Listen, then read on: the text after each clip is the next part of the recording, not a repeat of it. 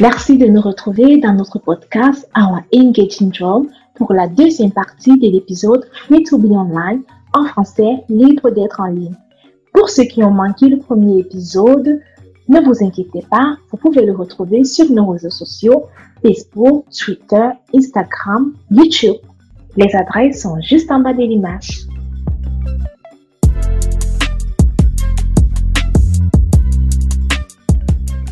Sur Facebook, Twitter, WhatsApp, Instagram et autres réseaux sociaux, les filles sont nombreuses à subir le harcèlement en ligne. Elles subissent des attaques gratuites des internautes à cause de leur genre, de leur prise de position ou encore de leur activisme pour les droits des filles. Le rapport de plan international intitulé « La situation des filles dans le monde » constate que le harcèlement en ligne a des incidences oppressantes et paralysantes. Il compromet la confiance en soi des filles, amenuise leur estime de soi et leur foi dans leurs propres capacités et leur jugement. Cela dit, une jeune survivante de harcèlement en ligne témoigne. Maintenant, je ne ressens plus aucun effet négatif de ce harcèlement, mais avant, cela m'affectait beaucoup, profondément même, parce que j'y pensais sans arrêt. Depuis, je suis parvenue à affronter les auteurs de ces actes, donc ce n'est plus un problème. On comprend à ce témoignage que guérir du harcèlement en ligne est un processus qui est possible. Il n'y a pas de formule magique qui marche, mais dans tous les cas, il y a des astuces qui aident à s'en sortir. Pour certains, la guérison est rapide et pour d'autres, elle prend plus de temps. Accompagnée de 4 activistes des droits des femmes et une psychologue clinicienne, nous allons échanger sur les voies de guérison du harcèlement en ligne, mais également nous discuterons sur les responsabilités des uns et des autres et sur celles des compagnies de réseaux sociaux pour mettre fin au harcèlement en ligne.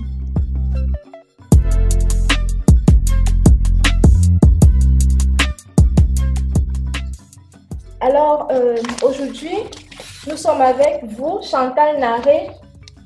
Chantal, vous êtes blogueuse, féministe, activiste et vous êtes fondatrice de la plateforme féministe Mousso Wassalé.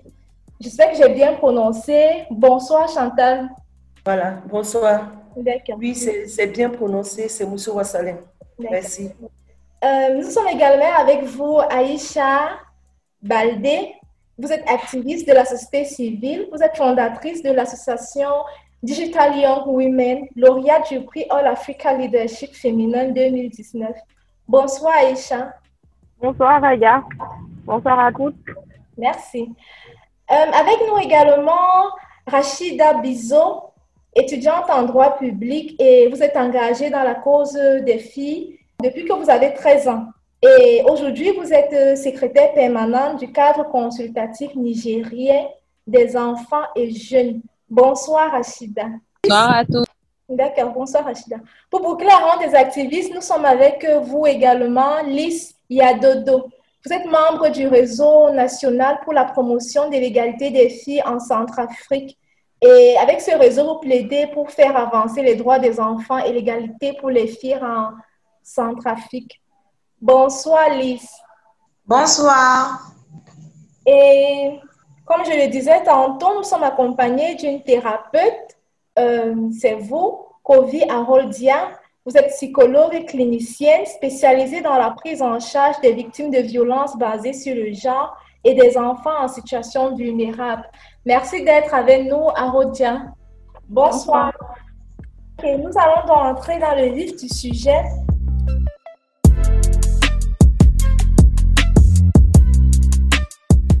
Moi, je voudrais savoir comment est-ce qu'on gère une situation de harcèlement en ligne.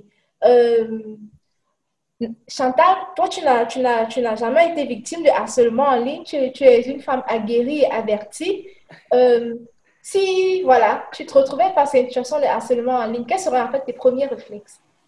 Bon, je pense que premièrement, déjà, il faut signaler, il faut connaître le réseau social déjà sur lequel on est, ou sur le site, je ne sais pas quoi.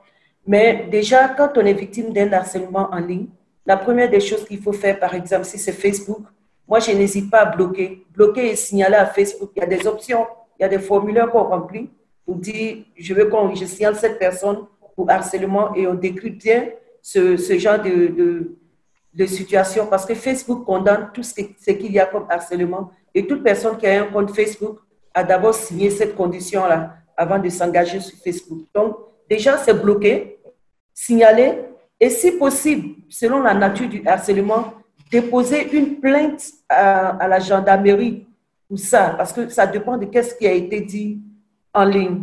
Donc déjà, quand on est victime, ça, il faut le faire. Et puis, il faut avoir quand même quelques petites notions de base sur la sécurité numérique, la cybersécurité. Avoir un bon mot de passe, ne pas aller sur des sites dangereux, avoir une bonne discipline sur Internet, par exemple, ne pas causer avec des inconnus et tout ce qu'il y a comme liste derrière pour sécuriser le compte sur lequel on est. Maintenant, pour terminer, je me dis aussi que pour éviter surtout les harcèlements sur les réseaux sociaux et sur Internet de façon générale, moi, par exemple, Aïcha donnait l'expérience qu'elle était en train de vivre par rapport à ceux qui la suivent, mais qui quand même ne partagent pas forcément tout ce qu'elle fait. Si c'est sur Facebook, ça peut être normal parce que ça dépend de quel type de compte j'ai.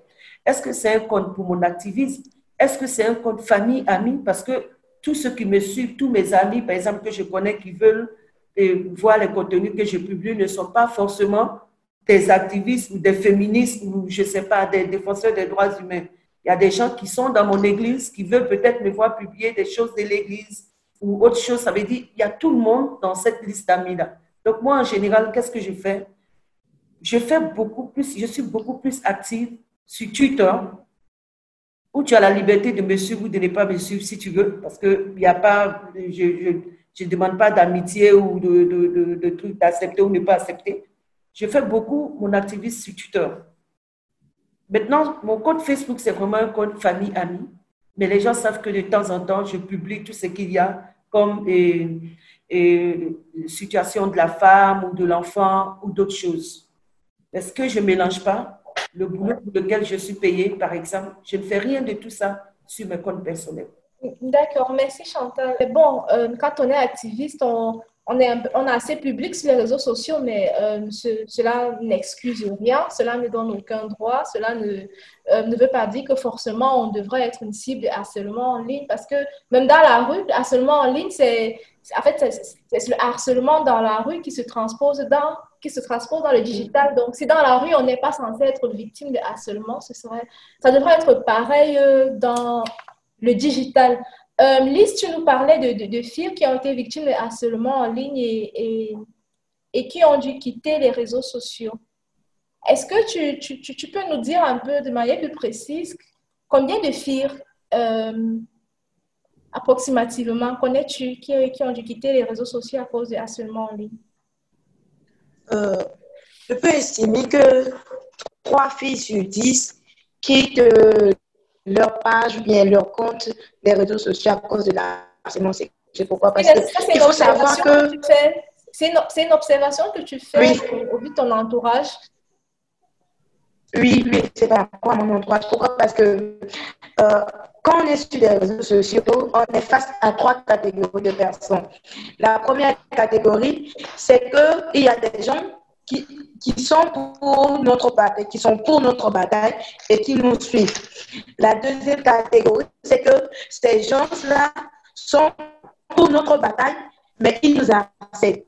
Et la dernière catégorie, c'est que ces gens-là ne sont ni pour notre bataille, mais ils nous harcèlent aussi. Donc, ça veut dire qu'il faut savoir gérer ces 3 catégories de personnes. Et ça dépend aussi de la maturité de la personne. Quand la personne voit qu'il y a plus de gens qui ne sont pas pour sa bataille, mais qui sont là pour l'harceler, elle va quitter. Si elle n'a pas une capacité de maturité aussi considérable pour pouvoir maîtriser ou bien pour pouvoir dénoncer ça, elle sera obligée de quitter sa page ou bien son compte. Par contre, si la personne... Merci Lise. Merci. Heureusement que Aïcha et Rachid sont assez matures. Elles n'ont pas dû quitter leur compte. Elles sont restées. Aïcha, avant de partir, Chantal nous parlait de cette tactique qui est de bloquer, par exemple, un bourreau et consort. Est-ce que c'est quelque chose que vous avez eu à faire et est-ce que ça marche? Est-ce que véritablement ça protège, ça met à l'abri des harceleurs? Allô? Oui, Aïcha. Alors, disons que moi, c'est pas la seule. c'est pas la seule solution que j'ai. Et aujourd'hui, vraiment, je remercie d'abord Marc de Facebook qui aujourd'hui bloque automatiquement ou qui supprime les comptes, c'est-à-dire que les personnes, par exemple, qui partagent des vidéos vraiment désagréables, d'accord? Par exemple, il y avait des petites vidéos qui passaient, des petites vidéos pas trop ça, qui passaient et rapidement, dès que ça passait, on bloque automatiquement ton compte. Donc moi, par exemple, ce que je fais, quand je vois des commentaires désagréables et que je vois que c'est une personne qui a un peu de maturité, genre une personne qui est un peu, comment j'appelle ça? Une personne qui est allée à l'école qui est un peu avancée, c'est-à-dire qu'on est juste divergent sur le point de vue. Donc, j'essaie d'écrire à la personne, l'expliquer un peu, c'est-à-dire sensibiliser la personne. Mais quand je vois que ça prend une autre allure, je signale et je bloque. Et comme l'a dit tout à l'heure Chantal, je crois, en fait, sur Facebook, quand tu signales, parce qu'en fait, Facebook, moi, je vais dire que c'est le plus grand réseau social parce que c'est là où on a beaucoup plus d'amis et c'est là où on peut partager, par exemple, tout ce que nous faisons et atteindre un maximum de personnes.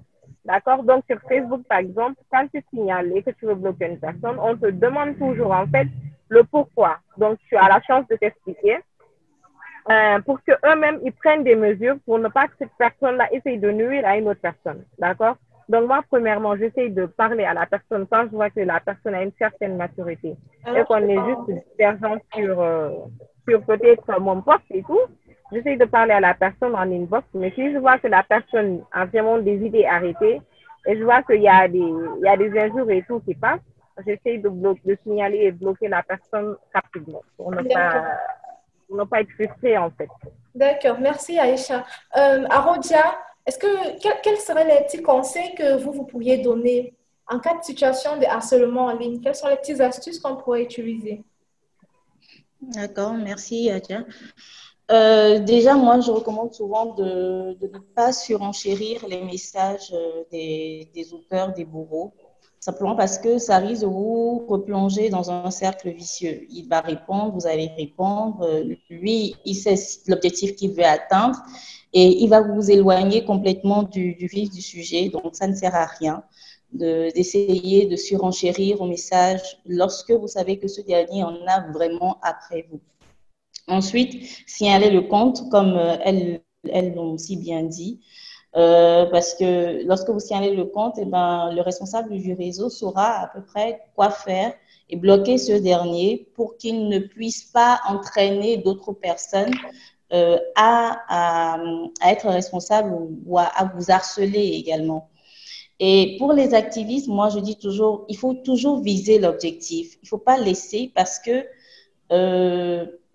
vous aidez plus de monde que d'harceleurs, en fait. Et lorsque vous abandonnez, il faut pouvoir se demander, et toutes ces personnes que j'ai aidées, toutes ces personnes, il y a beaucoup qui ne s'extériorisent pas sur les réseaux, mais qui suivent et pour qui vous êtes utile. Et que vos posts, pour qui vos posts, je ne sais pas moi, boostent leur estime de soi ou boostent leur confiance en soi et leur affirmation. Alors, quand vous lâchez prise, ce sont toutes ces personnes que vous lâchez en fait, contre quoi 2, 3 harceleurs. Donc, ne vous éloignez pas de l'objectif, visez toujours l'objectif parce que ça pourrait vous amener loin.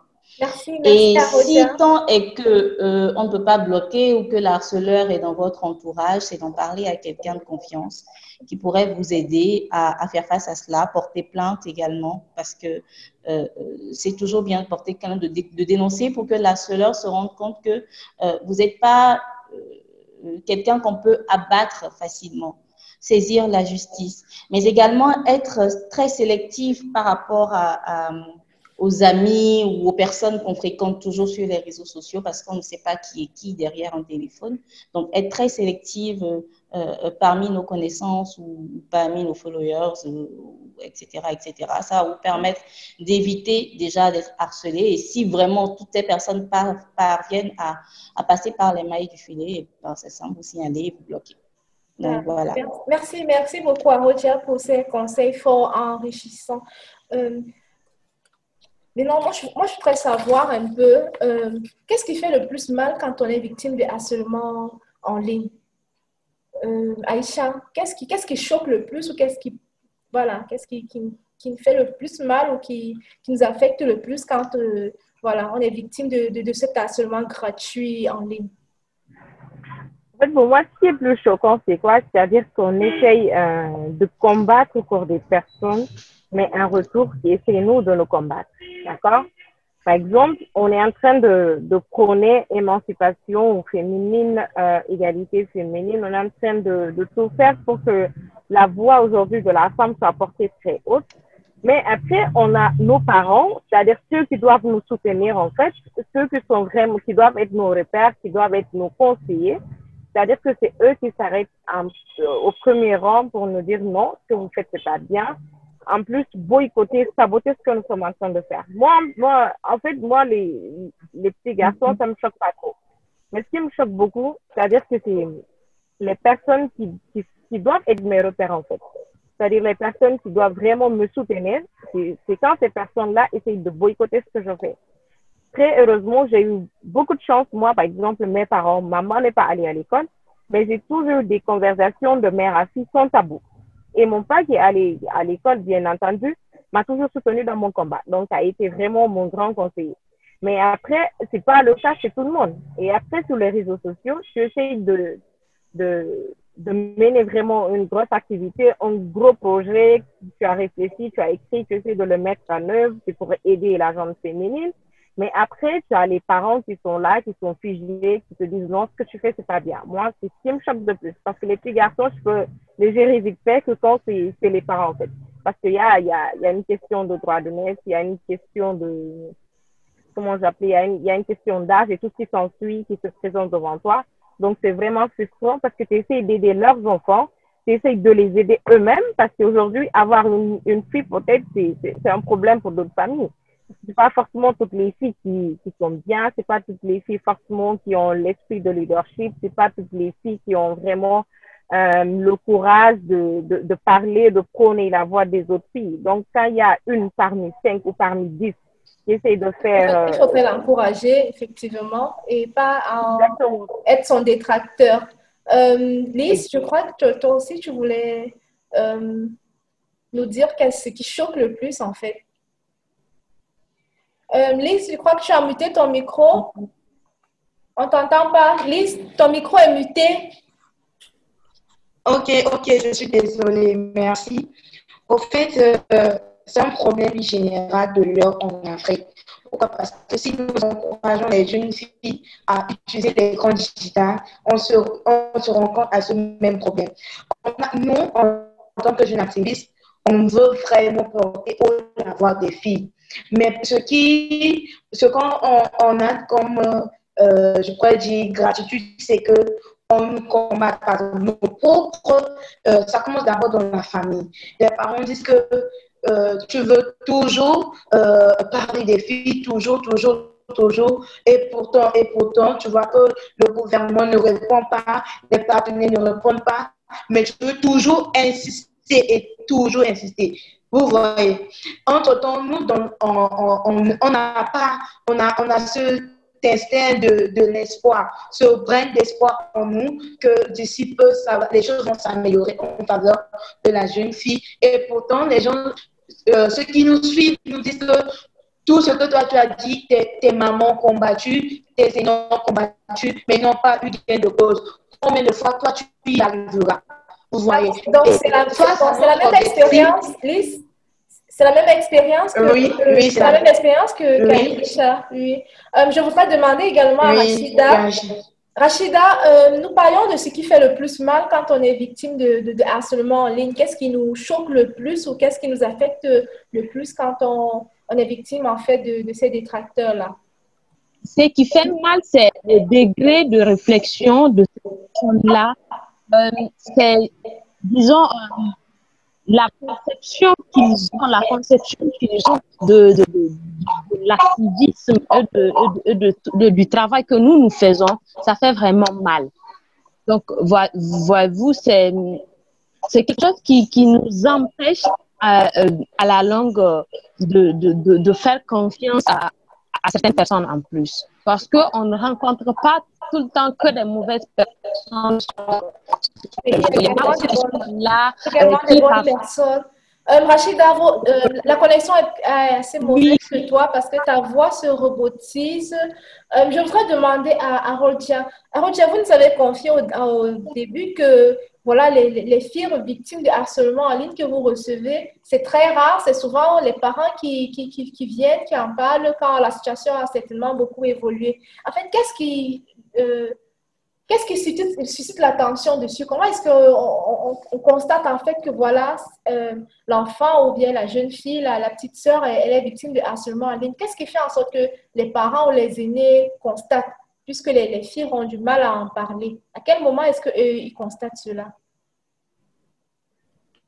je pense déjà que une fille qui habituellement est, je sais pas moi, elle est plus ouverte d'esprit, elle est plus joyeuse, elle s'intègre plus facilement, tout d'un coup s'isole, ne s'intéresse plus pratiquement à rien. Si par exemple elle aimait bien surfer sur les réseaux, tout d'un coup ça change.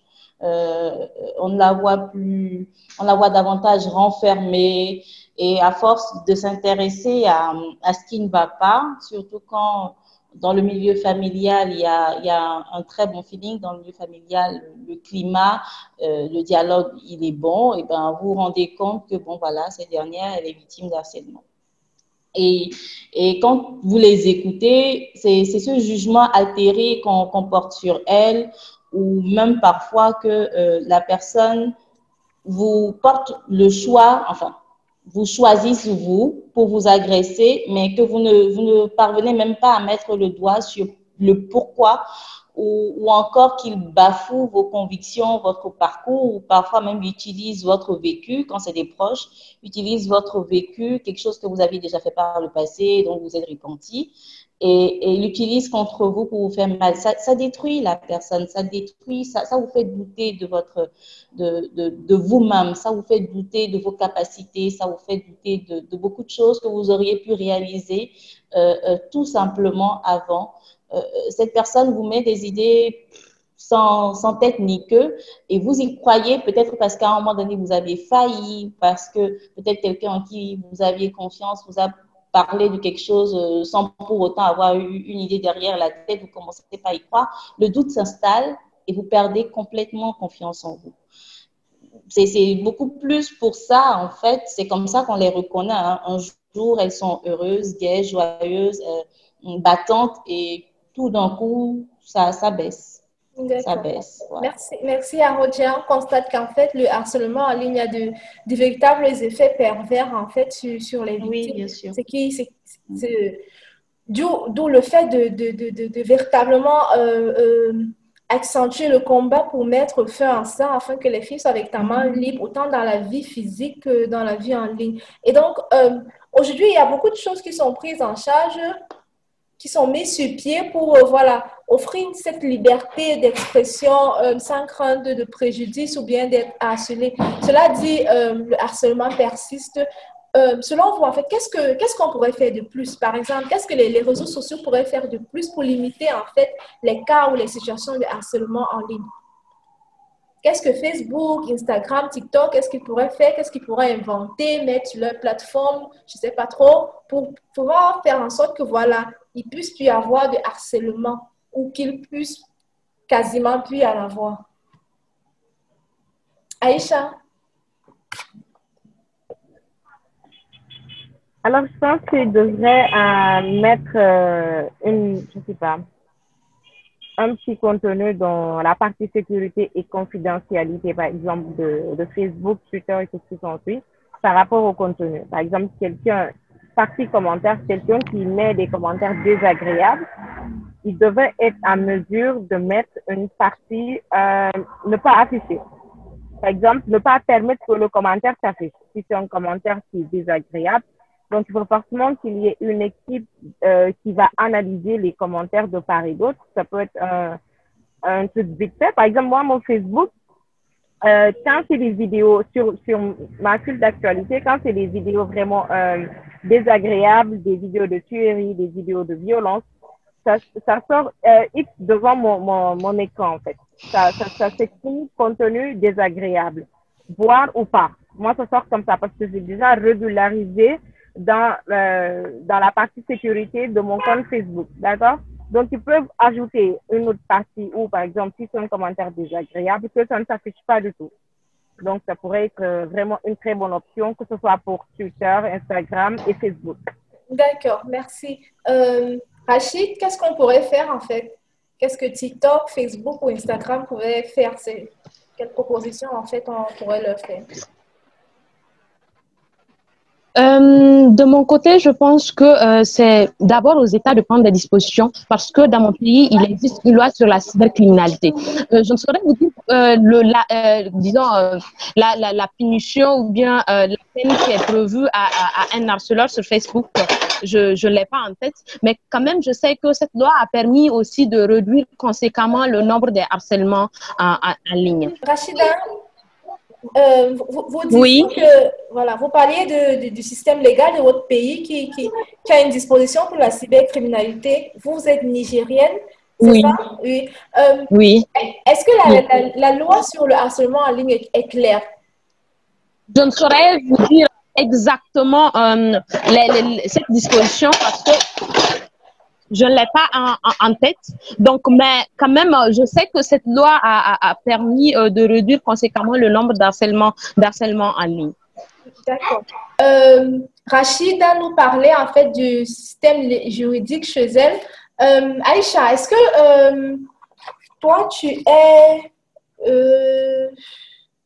Aïcha, toi, tu es guinéenne.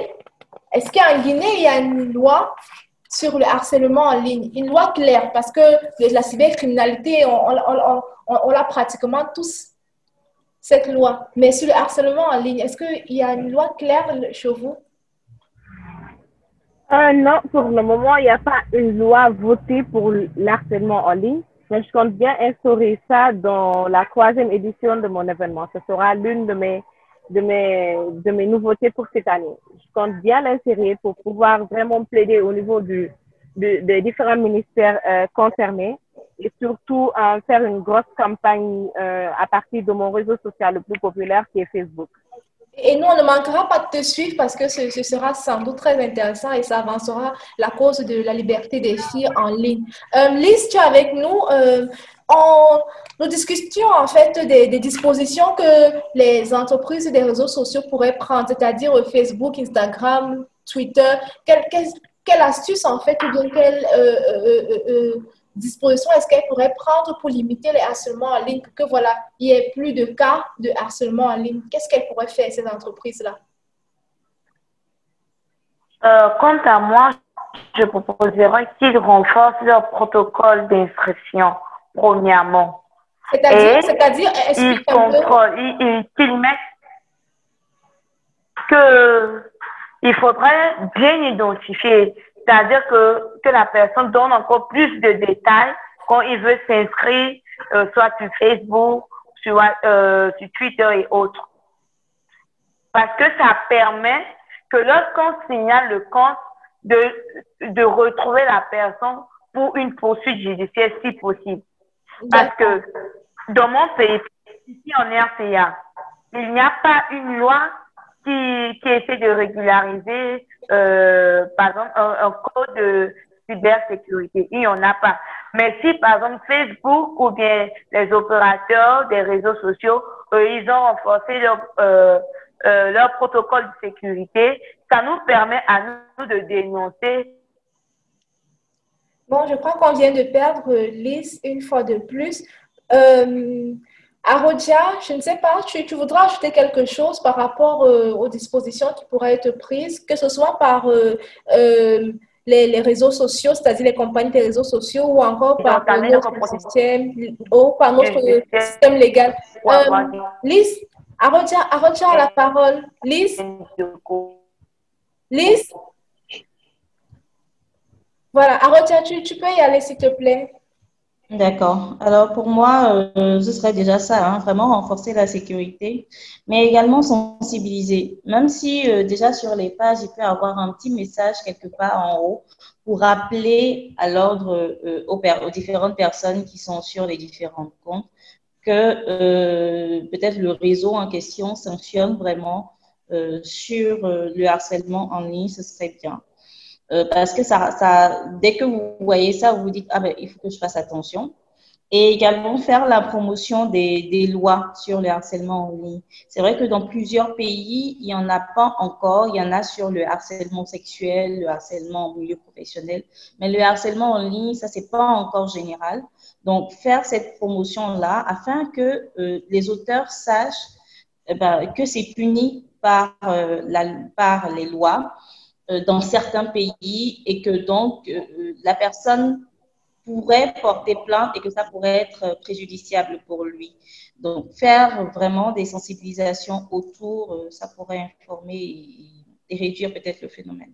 D'accord, merci Arodia. On va rester avec vous peut-être pour un dernier mot. Nous avons fait le tour, nous avons constaté en fait l'effectivité du phénomène.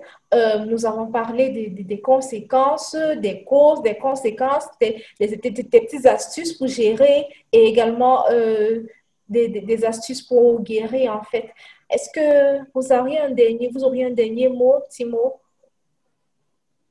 Déjà, merci pour cet espace que vous aviez créé afin d'échanger sur la question et qui pourrait être aussi utile pour les personnes victimes d'harcèlement et qui ne se permettent pas, qui n'osent pas dénoncer les faits ou qui n'osent pas s'y aller et qui préfèrent subir que de s'extérioriser. Ça pourrait aider énormément de personnes. Alors, merci pour l'initiative. Merci à vous, Arodia.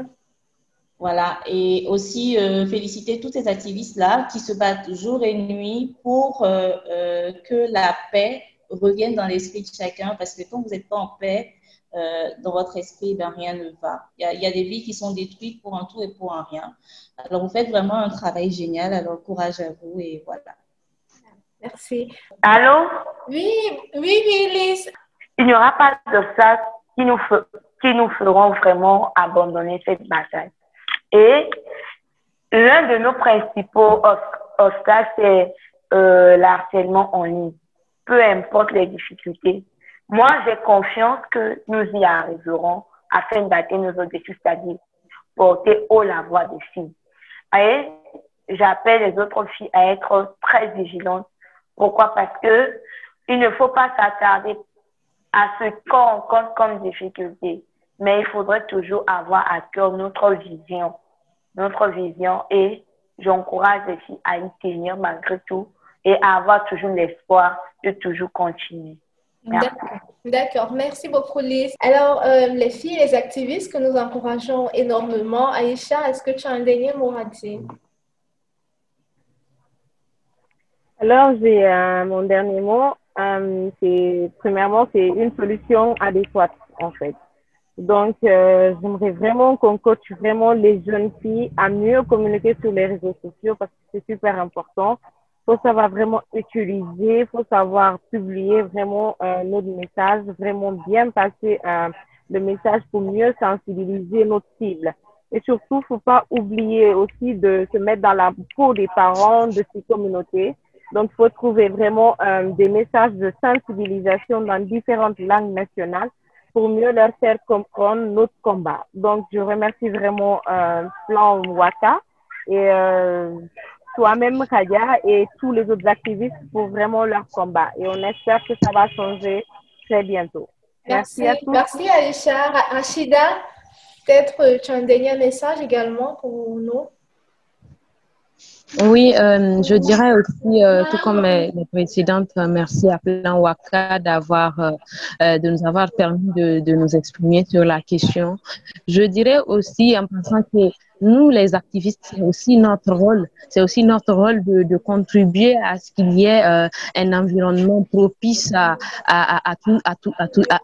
l'exercice de tous les droits des jeunes filles. Donc, pour cela, nous avons le devoir aussi d'aider dans la vulgarisation des textes qui punissent ces différentes pratiques qui sont néfastes et qui ont contribué pour la plupart à détruire vraiment des vies parce qu'il y en a qui ont vraiment succombé suite à ces différentes attaques-là sur les réseaux sociaux et on ne souhaite pas qu'il y ait encore d'autres victimes. Pour cela, nous devrons aussi joindre l'acte à la parole et aider aussi à sensibiliser du mieux que nous pouvons la communauté et aussi nos parents pour le respect des droits de tout un chacun. Merci Rachida. Alors, je retiens qu'en fait, il est très important d'éduquer et de sensibiliser notre communauté, la communauté pour laquelle et avec laquelle nous travaillons. Nous remercions encore les activistes qui étaient là avec nous.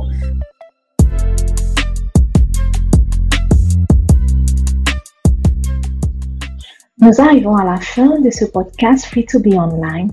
Et pour cela, nous aimerons méditer sur cette déclaration de Thomas Sankara qui disait « La liberté de la femme est une exigence du futur ». Cette liberté ne s'exprime pas que dans la vie physique, mais également dans le monde digital.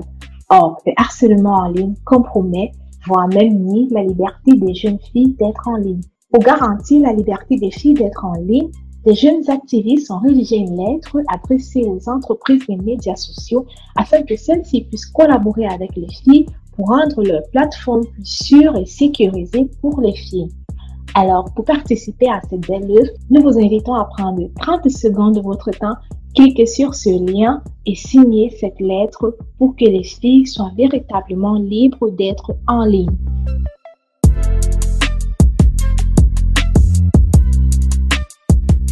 C'est terminé pour le premier épisode du podcast Our Engaging Home. Cet épisode intitulé Free to be Online ou en français Libre d'être en ligne nous a permis de lever le voile sur le harcèlement des filles en ligne. Nous vous remercions, vous les activistes qui nous avez accompagnés, Chantal Naré, Lys Yadodo, Aïcha Baldé, Rachida Bizot et vous, Kovia Rotia, psychologue et clinicienne. Merci à vous également de nous avoir écoutés. N'oubliez pas, les filles comptent sur vous pour être libres d'être en ligne. Alors, ne manquez pas de prendre 30 secondes de votre temps et de signer la lettre ouverte dont le lien s'affiche juste en dessous. Nous vous donnons rendez-vous pour un prochain épisode du podcast Our Engaging Home, cette fois-là pour une nouvelle thématique.